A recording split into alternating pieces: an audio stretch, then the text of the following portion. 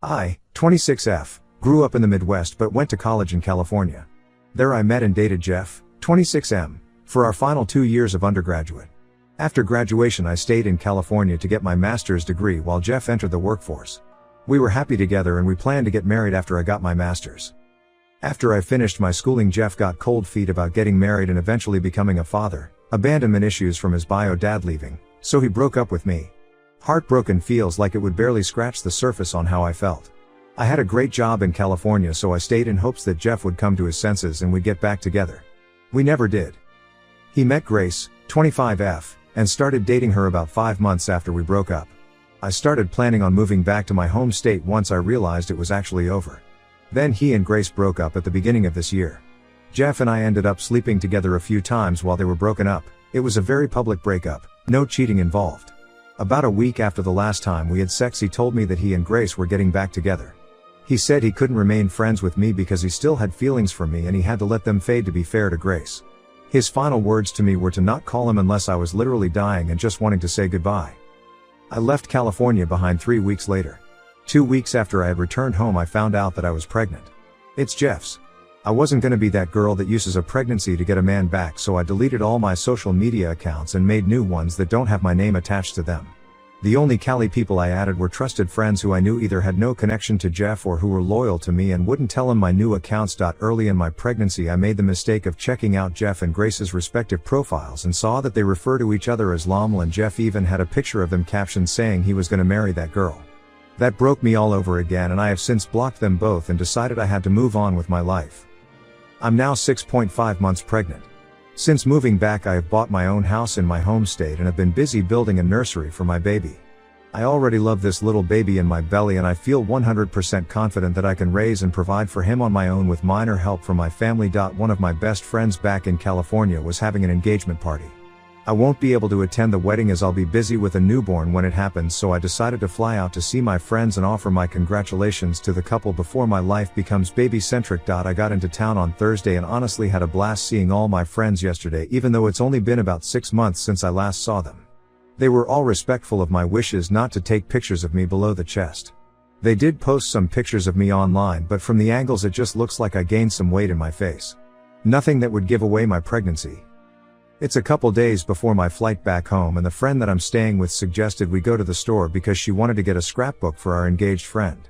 So we went to the store, and as we were getting ready to leave I saw Jeff's cousin Tanya, 22-ish, walk in. I'd talked to her several times at Jeff's family gatherings over the years, but we never really got along. She was always a bit too gossipy for me to like her. So of course she was the last person I wanted to see. The first thing she did was loudly announce that I was pregnant, as if everyone in the store couldn't tell just by looking at me. Then she starts grilling me, asking if Jeff knows. I said no and that he doesn't need to know as it's not his. That was a lie, obviously, but I didn't want to open a can of worms. Tanya then tells me with how big my belly is that I'm far along and asked how could I move on so quickly. I told her that Jeff and I broke up a long time ago. She responded saying that everyone knows we were still hooking up at the beginning of this year. I did not know that was common knowledge. I figured Jeff would have kept his mouth shut about that. Anyway, I lied and told her that I already had a new boyfriend and that I was 5 months pregnant. She seemed to accept that and awkwardly congratulated me. My friend and I paid for her stuff and left immediately after that. I prayed that would be the end of it. Like I said, Tanya is a gossip, so of course she went and ran her mouth about seeing me pregnant just a few hours later. Now a bunch of my friends have messaged me saying that Jeff is blowing up their inboxes trying to reach me.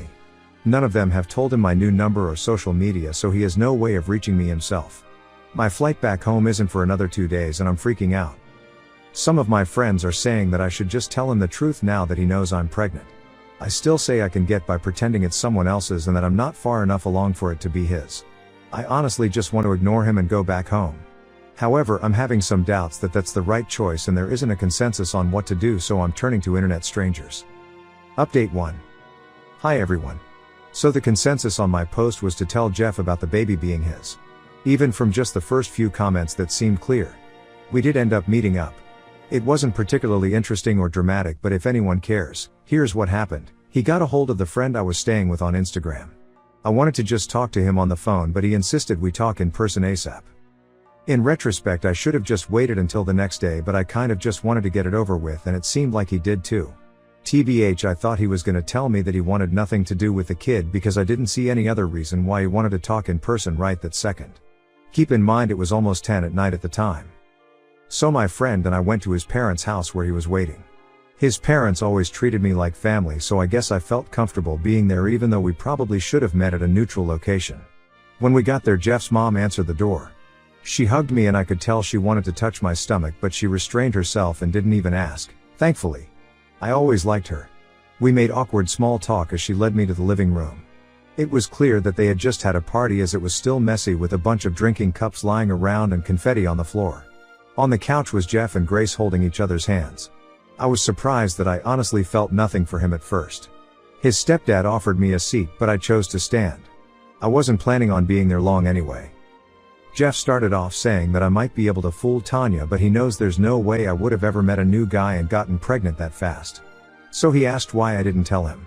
I told him the truth, that the last time we spoke he told me not to contact him unless I was literally dying, and I'm not dying. He told me that he was trying to be respectful to Grace and that obviously this would have been an exception. Grace chimed in to tell me that I ruined her proposal. I found out later, third-hand info, but knowing Tanya I believe it, that the party at his parents' house was for him to propose to Grace in front of all their friends and families. Tanya waited until after the proposal, and when people were giving speeches she told Jeff she was so glad he got away from me and wasn't gonna be stuck raising my baby. Then all hell broke loose at the party apparently. I had no idea that happened at the time, or I honestly would not have went to see him at all. But hearing that he proposed was when it hurt. He broke up with me cause he was scared of marriage and kids, but he dated her not even half as long as we did and she got a ring. I put on a brave face, or at least I think I did, and acted like it didn't bother me, but it absolutely did. His mom told Grace that it's not my fault and now wasn't the time for that. Then Jeff told me that obviously, I can't move now. I told him that I already did and I was only in California for the weekend.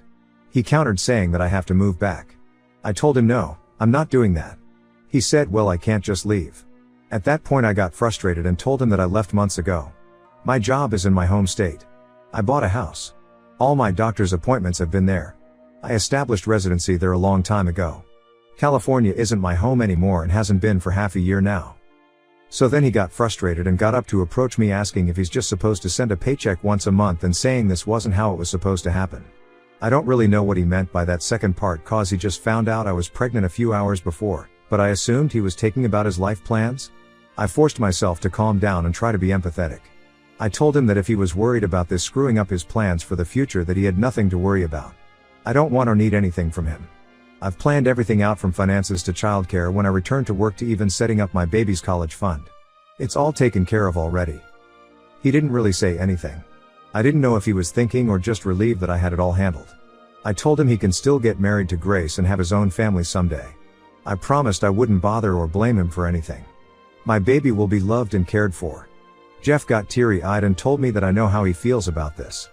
He was referring to when he broke up with me and said that he didn't want to be a dad because he didn't think he'd be a good one. He also has abandonment issues from his bio dad walking out on him, his siblings, and his mom when he was 6. I told Jeff that he's not his bio dad. That he's better than him and always will be. His mom started crying at this point, I guess from seeing how his dad's abandonment still affects him to this day. I promised Jeff that I wouldn't let my baby think that Jeff was a deadbeat. I'd be honest that we just weren't meant to be together and we live thousands of miles apart. He told me that he can't just not be in his kid's life and that I don't understand what it could do to them. He asked if we could please just figure something out together. I asked him what did he realistically expect would be a solution.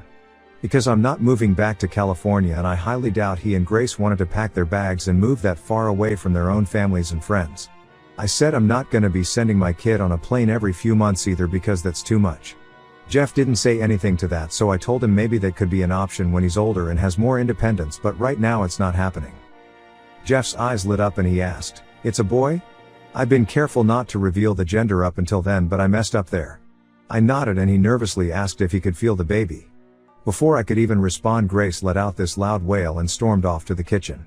Jeff apologized to me and then went to go comfort her. His mom excused herself as well as she was still crying. So she left and her husband followed her. That left me and my friend awkwardly standing alone in the living room. All we hear is his mom sniffling in the hallway and Grace sobbing while talking to Jeff in the kitchen. It was so incredibly uncomfortable. And I know many will hate me for this, but I just felt overwhelmed by the whole thing. Maybe it makes me pathetic, but having to stand in the room where a party was just held to celebrate Jeff proposing to another woman hurt so damn bad. So I left. I told my friend, let's get the hell out of here, and we quietly walked out. We ended up staying in a hotel and I was able to get an earlier flight home on Sunday. Now I'm back home and putting my focus back on the nursery. I told my friends that I had talked to Jeff and I apologized if he still tried to reach me through them. I advised them to block him if it's too much. I know this isn't the end of things. I'm planning on reaching out to him again eventually. Even if he broke my heart, I still care about him and I won't deny him a relationship with his kid if that's what he really wants. I have no idea how it's gonna work and I'm only allowed to update once, so I apologize that I won't be able to tell anyone who cares how it all turns out. Thank you for the advice on my last post. Even though everyone was downvoting me and the post itself, it was nice to get opinions without bias. Update 2. I'm a little surprised to be writing this. I thought my update post was one and done, but I guess it got reposted on another sub yesterday and gained traction there, so a bunch of people have requested another update. I wasn't aware that people could make posts on their own profile either, so I feel dumb for thinking that I could only update once, but here we are. I greatly appreciate the newer comments supporting me. The few comments I got from the relationship advice sub were all in support of Jeff and downvoting everything I commented. I felt like I was crowned the queen of hell over there, TBH. I haven't replied to any of the new comments because while most of you just read about the incident yesterday, for me it was 2 weeks ago. My hormones are all over the place due to my pregnancy, but thankfully I'm past the headspace I was in that day and when I first returned home. I do appreciate all the well wishes for me and my baby though. Before I give an update, I wanted to clear a few things up. First, I've seen a lot of comments saying that Jeff proposed to Grace within a few months after they started dating. That's not true. Aside from the 1-month breakup where Jeff and I conceived the baby, they were together roughly a year and a half before the engagement, assuming they had no more breakups after. I'd their full history, nor do I care to. Second, I feel like people were being a bit harsh on Jeff. I can honestly say he is not an abusive or controlling person. The man never so much as raised his voice at me in the 4 years we dated. He was a bit overbearing by demanding that I had to stay in California because that's where he is, but he just found out about the baby and was panicking that I'd disappear and he wouldn't be able to contact me. Which, to be fair, that's exactly what I did, so I get it.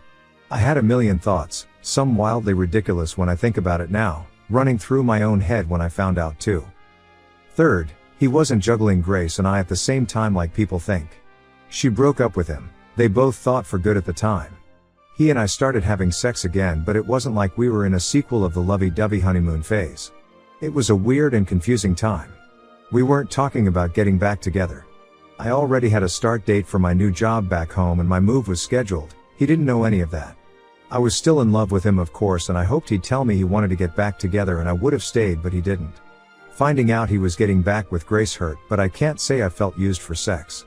I don't think either of us knew what the hell we were doing by sleeping together again in the first place. Jeff is a simple man overall.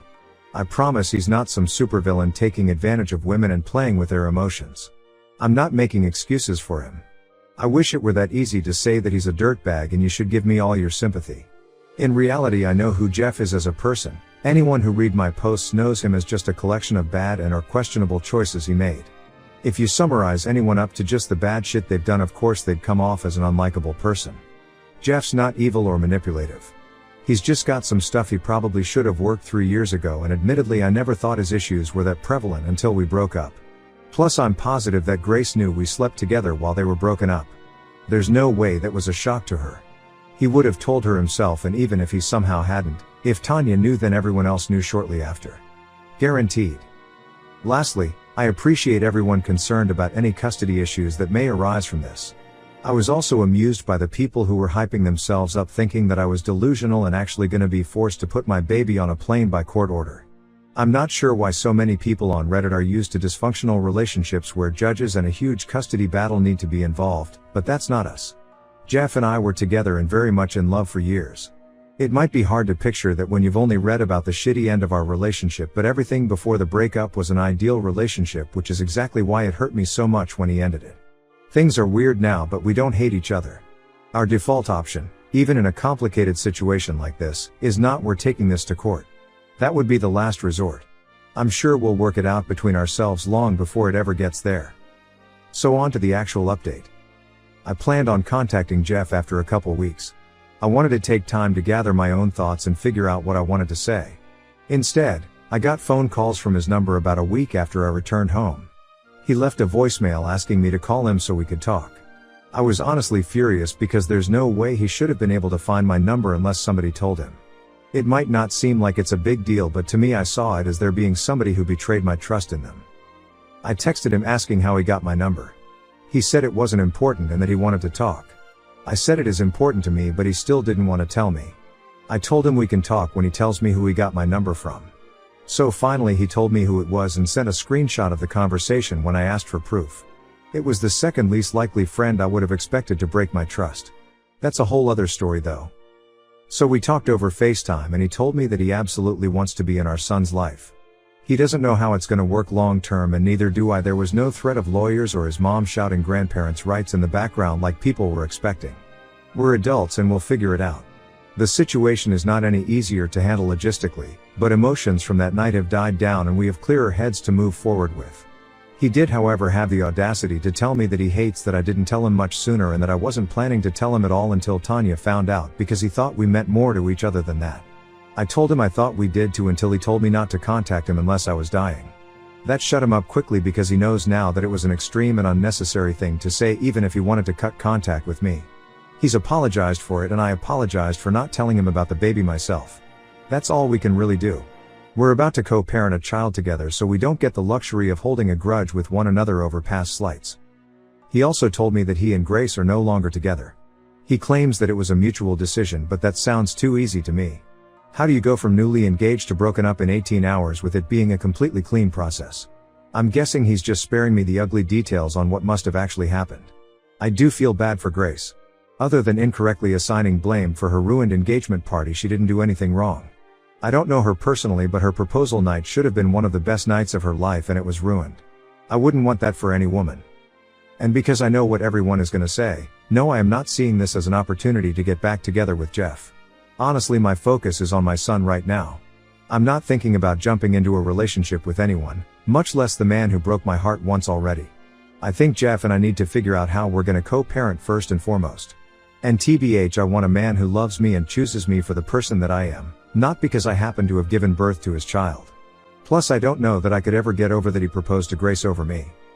Even if they broke off their engagement, I still want to know why she got a ring and I didn't. And I am going to ask eventually, but I don't think any answer will ever make it okay to me. A lot of people said it wasn't that he didn't want marriage, he just didn't want it with me. I find that hard to believe because, as I said above, we really had an ideal relationship. Our breakup wasn't a buildup of issues. It really was as simple as you want marriage and kids, which I think most would agree is just the natural end of a relationship. If it really is as simple as I just wasn't the one, then I want him to look me in the eyes and tell me that himself. Jeff is a terrible liar even when he's lying for a good reason, like a special surprise. He fidgets his fingers and can't maintain eye contact when he's lying.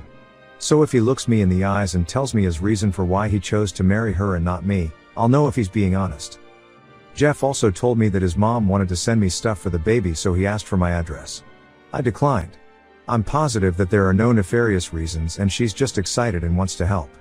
This will be her first grandchild. However, I still felt a little uncomfortable giving them my home address. He's been texting me every day and calls me every night to say goodnight. Sometimes he wants to talk to the baby.